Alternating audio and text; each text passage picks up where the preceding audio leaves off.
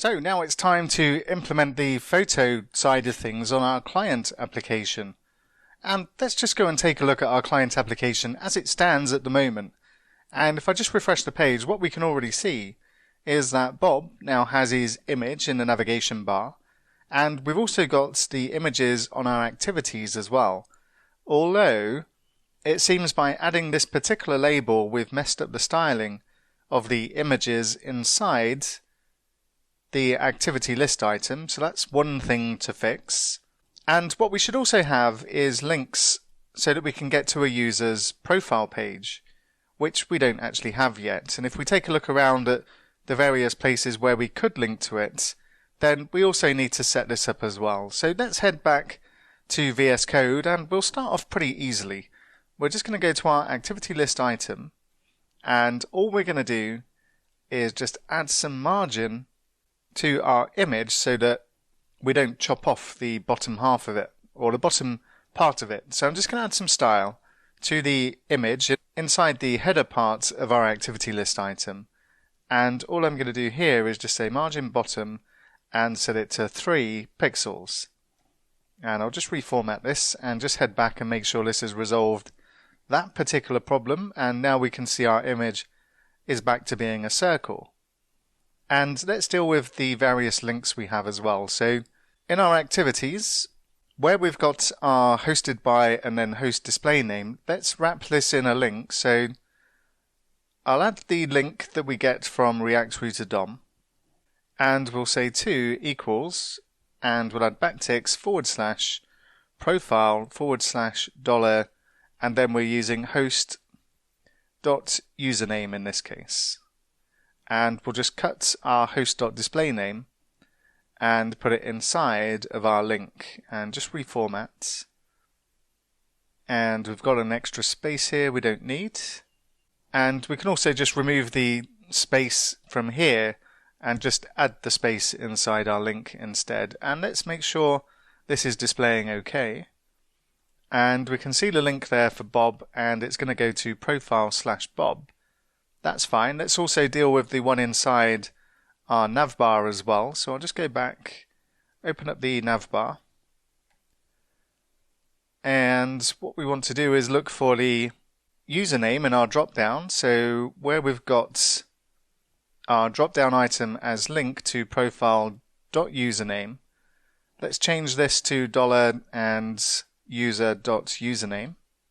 And let's just check where else we need to add this as well. And inside our activity details page, we've also got the username there and also the username on the right hand side. The one for the attendees is already set, so we can just add one for our activity detailed header as well. And let's just go back and do that.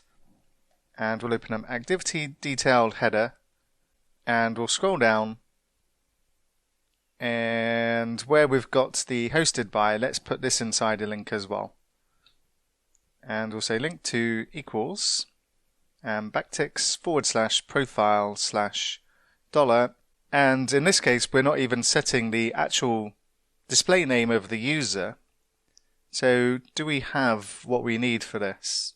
And all we're bringing into this is our activity, and we'll need to get our activity host and populate that inside here so we've got easy access to it. So let's just go back to our activity list item, and we'll just do the same as we did here. We'll just copy this across so that we've got access to the host, which is going to be one of our attendees that has the flag is host set to true.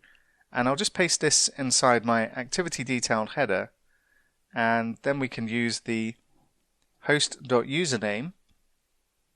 And then I'll just copy or cut the strong tag including Bob and paste this inside there.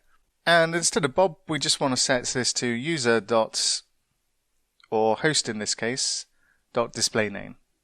And if we just reformat this and just go and check how this looks, then fine, Bob's in a different color. We could restyle that if we want to change it to white, but I'm just going to leave that the way it is. So now we've got our links to go to our profile. Currently we don't have a component for this.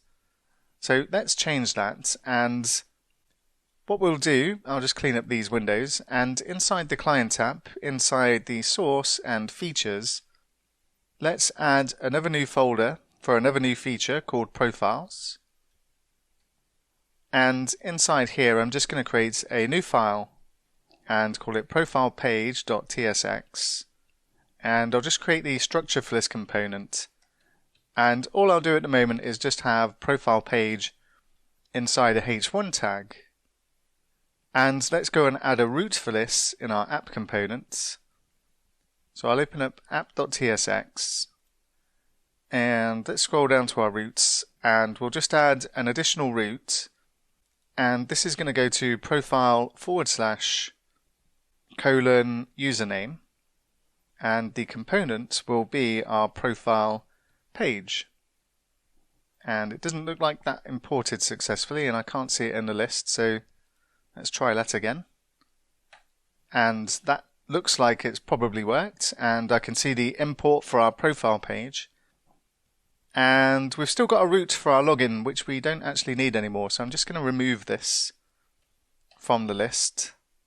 And let's just go back and make sure that we can click on our links to get to our profile page. And I'll just click on this one, and great, we go to our empty profile page. So nothing particularly challenging in this particular part. But what we'll take a look at next is getting the structure for our profile page, because this is where we're going to display the information about the user as well as display their photos, and we'll start to take a look at that next.